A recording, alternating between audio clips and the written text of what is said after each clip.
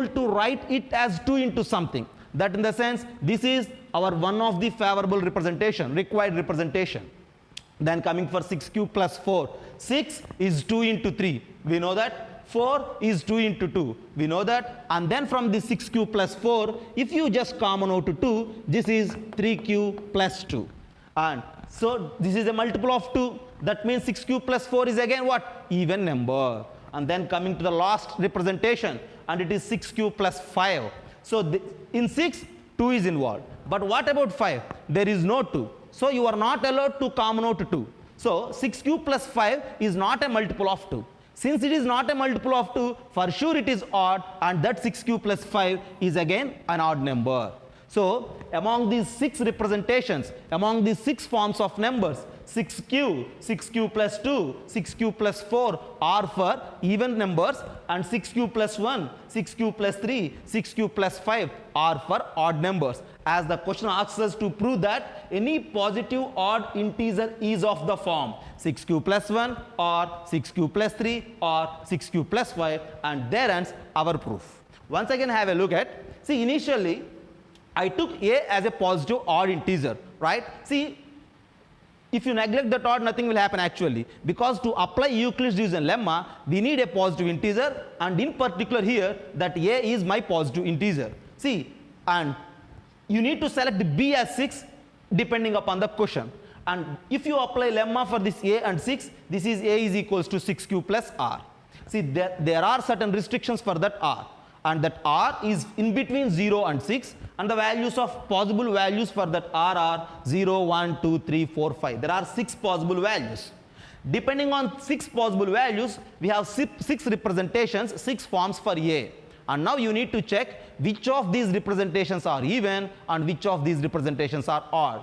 And by the basic definition of even number, if it is a multiple of 2 even or otherwise odd. So 6 cube plus 2, 6 cube plus 4 are even, and the remaining 3 are odd. So at the end, every odd positive integer is of the form 6 cube plus 1, 6 cube plus 3, 6 cube plus 5. This is the proof. This is the proof based on this Euclid's division lemma. And now the third problem of the today's class. See, show that square of any positive integer is of the form 3p or 3p plus 1. If you observe the question, there is a slight difference between the previous one and this question. See, for the previous questions, we are just framing certain properties related to the positive integer, and here this problem is about framing a property related to the square of the number. Not directly using that positive integer, we need to square that positive integer. And again, see, we will prove this using Euclid's division lemma. Then to prove using Euclid's division lemma, initially we need to start with 2 numbers like a and b. So first suppose, see, let a be any positive integer. Let a be any positive integer.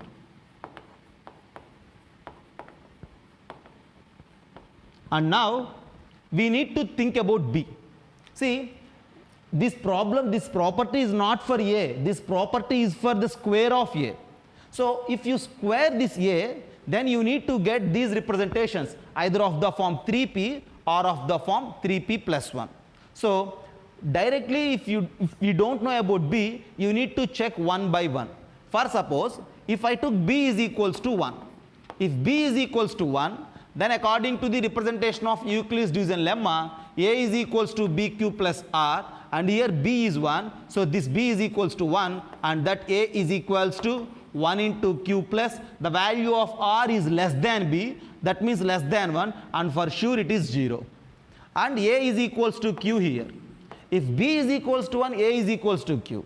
We need to think about a square. So square it on the both sides to think about a square. If you square it on the both sides, you get it as a square is equals to q square.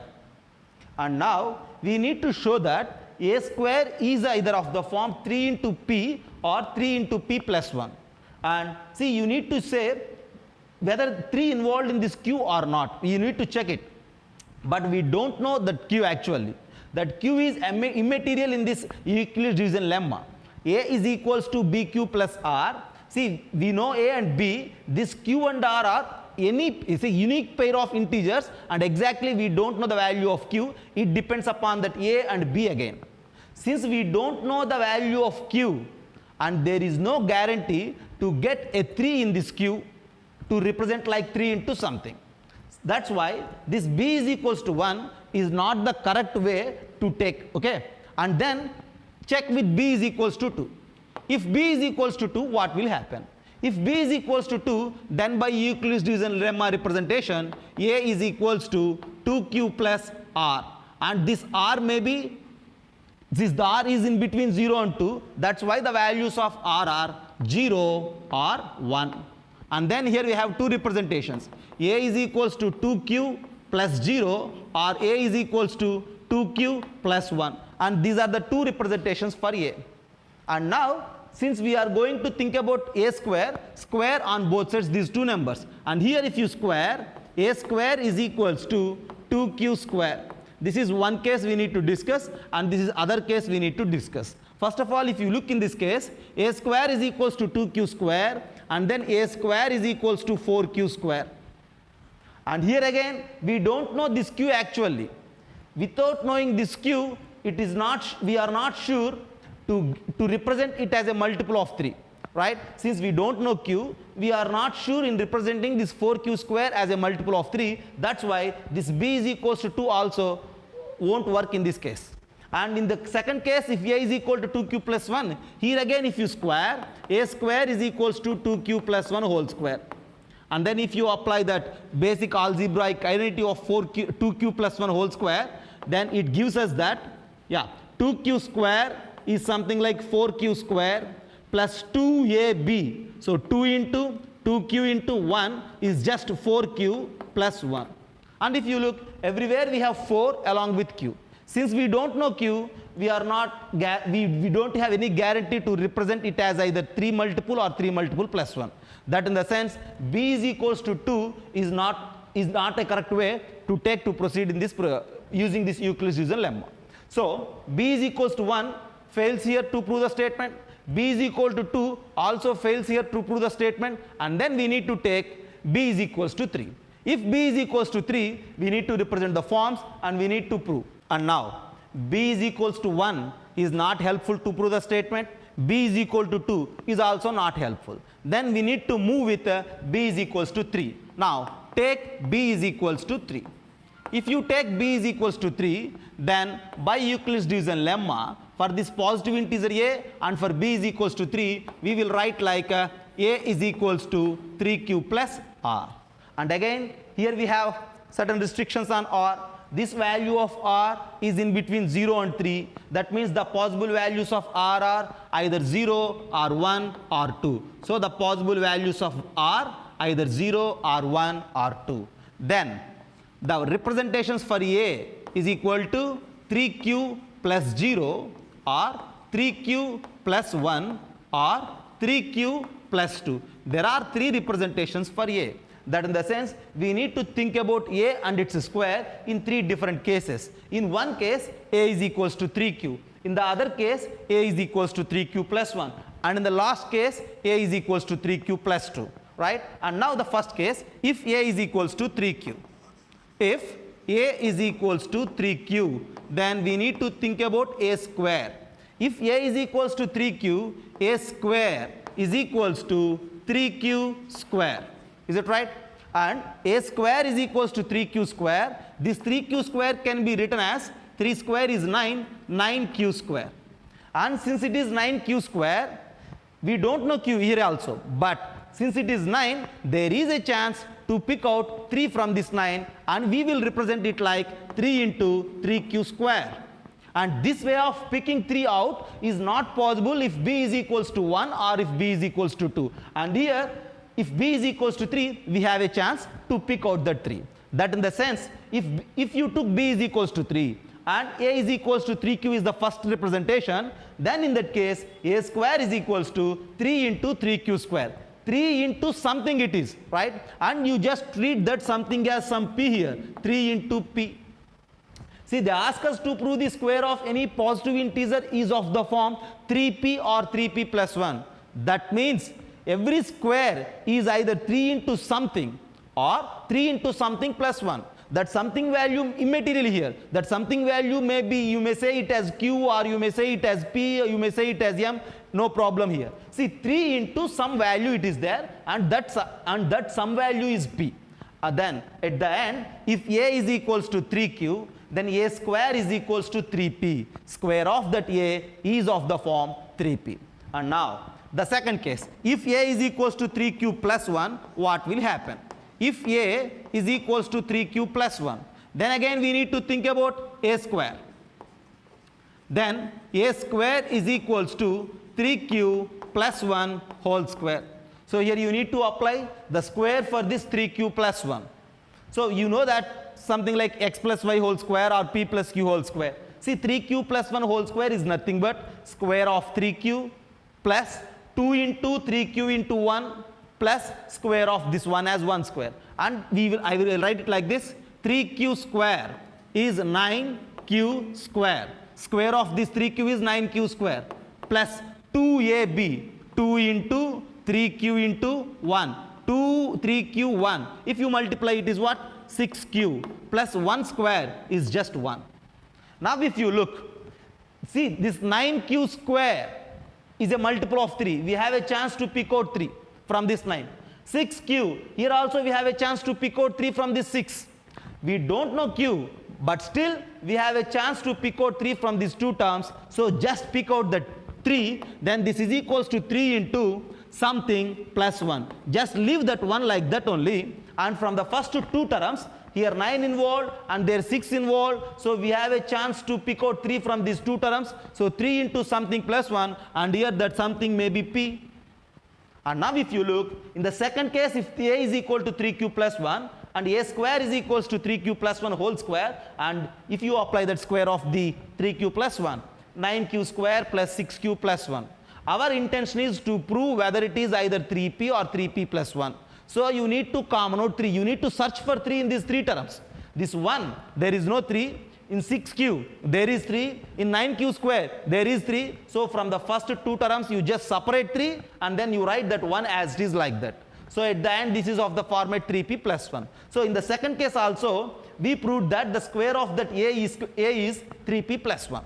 And now coming to the third case, if A is equals to 3Q plus 2.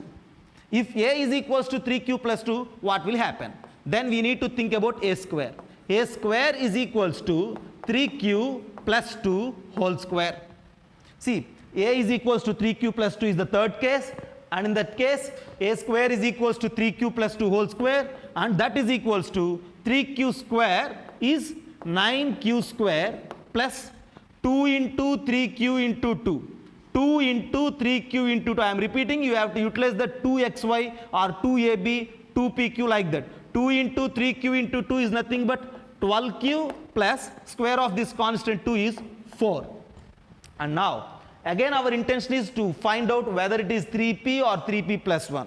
So for that you need to search for 3. And for sure 3 is there in the 9 and 3 is there in 12, but what about this 4? So to collect 3's from the given, from this expression 9Q square plus 12Q plus 4, you need to split this 4 as 3 and the remaining part. That's why I will just rewrite this 4 as 3 plus 1. So 9Q square plus 12Q plus 3 plus 1. Leave that one and think about the first 3 terms. See, if you look at the first 3 terms, there is 3 in each and every number, every term. 9Q square, there is 3. 12Q, there is 3. 3, and clearly it is 3. So still, here again, you have a chance to pick out 3, and you will write it like 3 into something plus 1, and that something is P here.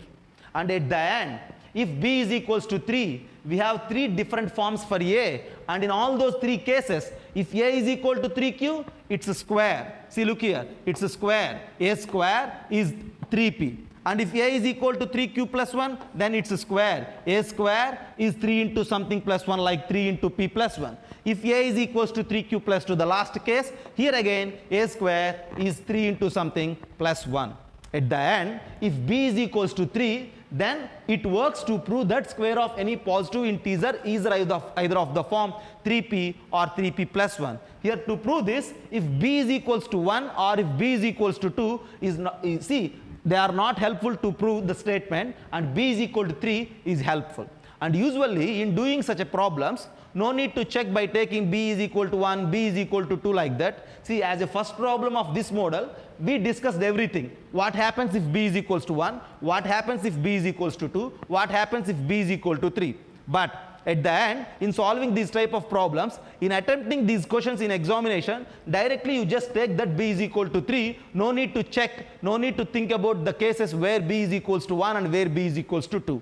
On practice, if you go through these type of problems, while looking at the question itself, see, they are asking us to represent in the forms either of 3p or 3p plus 1.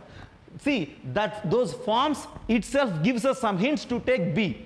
Right? Since they are of the form 3p and 3p plus 1, you need to think that you need to decide that b is equals to 3. And with that decision, it is very easy to prove that the square of the integer is 3p or 3p plus 1 and 3p plus 1. See, look at the problem. The problem is somewhat different. Square of any positive integer is either of the form 3p plus 1. Square of the positive integers. I think we are all know that the square of the positive integers are the usual perfect squares. Like 1 square is 1, 2 square is 4, 3 square is 9, 4 square is 16, like that. 16, 25, 36, 14, all these are the squares of the positive integers. And what this problem says, see, take any square of the positive integer, any of those perfect squares, and if you divide those perfect squares with 3, what will happen? For sure, the remainders are either 0 or 1. See, since they are of the form 3p and 3p plus 1, either any perfect square if you take, either it is 3 multiple or it is 3 multiple plus 1. That in the sense, take any perfect square, divide with 3. For sure, always you will get either 0 or 1.